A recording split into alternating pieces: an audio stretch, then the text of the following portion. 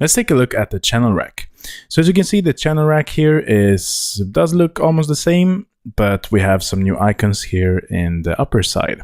So the swing knob here is basically a knob as it is like this, and you can also choose the different length here of the bars inside of the channel rack, and you can also go a lot more here with how long you want this channel rack to be in size. Just like that. You can also go and do it like this as well to make it bigger and smaller. This swing knob here, let's put some hi-hats and let's play it.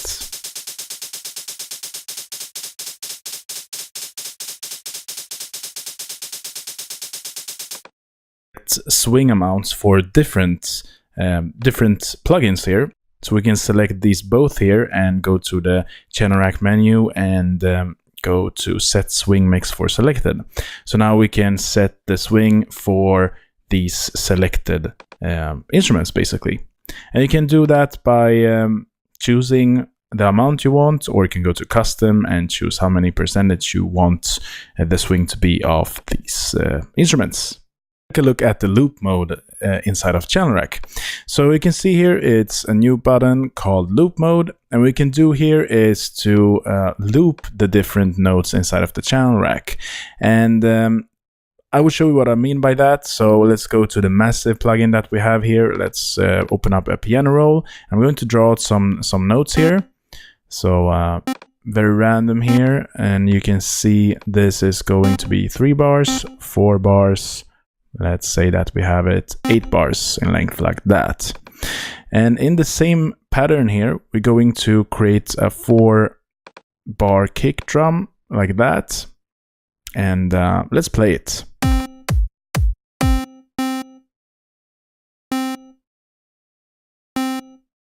So you can see my piano roll is now playing, but with the Massive here, but the kick drum is stopping because the pattern here is a lot longer for this track, but the kick drum is still just 4 bars like that.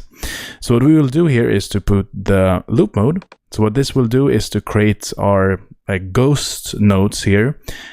So it will take the longest length of the piano or the instrument that we're using and put everything in loop here that we have, let's say in the channel rack. So let's say the kick drum here will be looped. So let's say that we will have a clap here as well on like that. It will also loop. So now if I play this,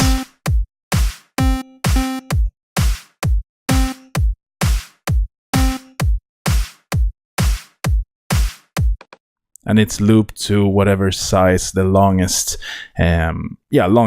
instrument has inside of this pattern. What you can do here as well is to right-click this loop mode button and choose loop all channels. So what will happen now is that we will get a loop mode button on every single channel here. And what you can do here is to either just get rid of it and just put some tracks in loop mode, or you can have everything set like that. Or what you can do as well is to right-click this and choose Burn to Pattern.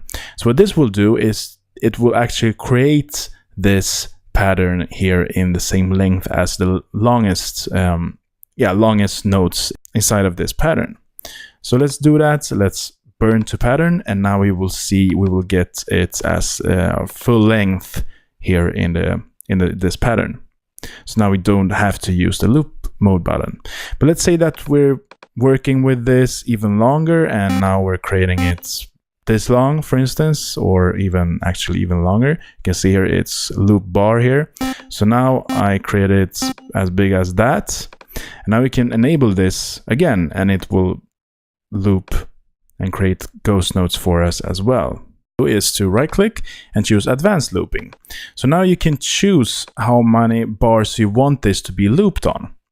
So you can right click here as well and choose don't loop, for instance. That will do the same thing as we did before. And you can choose step, beat, bar.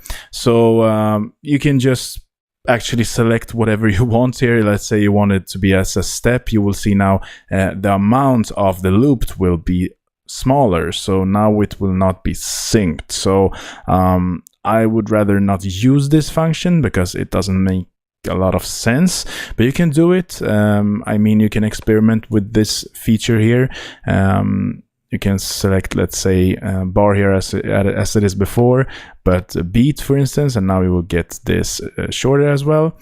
But what you can do here as well is to just scroll it like this, and you can see now it will create as many steps as you want. So you can set the steps between the loop amount as you want, basically. So you can scroll it like that.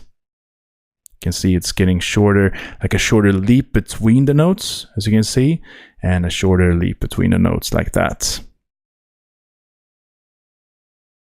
And you can choose it like that as well. So this amount just basically sets how many notes you want to be between. You can see here, if I put 4, it will be 3 notes.